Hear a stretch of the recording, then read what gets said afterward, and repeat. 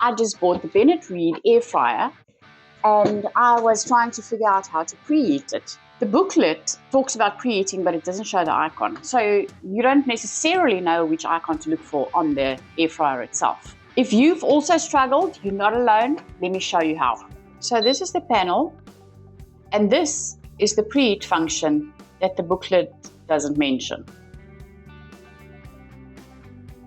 So preheat is actually very easy. All you need to do is, there's a preheat function in all the functions that's already been set up.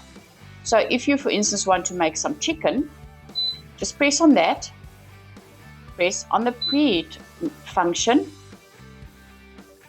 and start. It'll preheat. So the other way to do it is just to preheat. So you're basically doing it yourself. So preheat, let's do the time and temperature.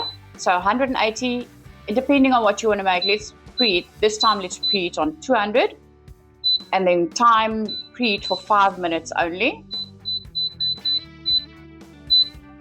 And start. It'll preheat. So why does preheating matter?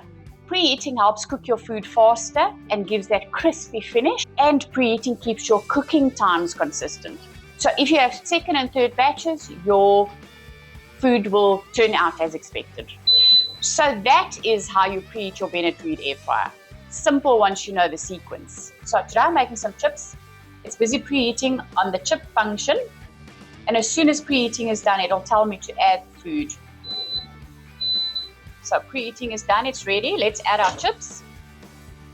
I've already mixed my chips with some oil and some chip spice. So let's get that in there. Oh, yeah, that sizzle.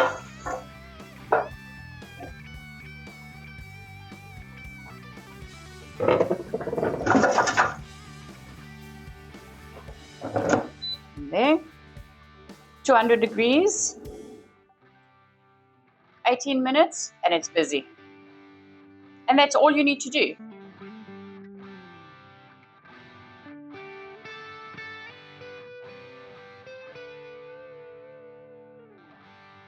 If you found more tips or shortcuts, leave it in the comment below. I'd love to learn from you too. If you like this video, remember to comment and subscribe to the channel. I'll see you in the next video. Bye.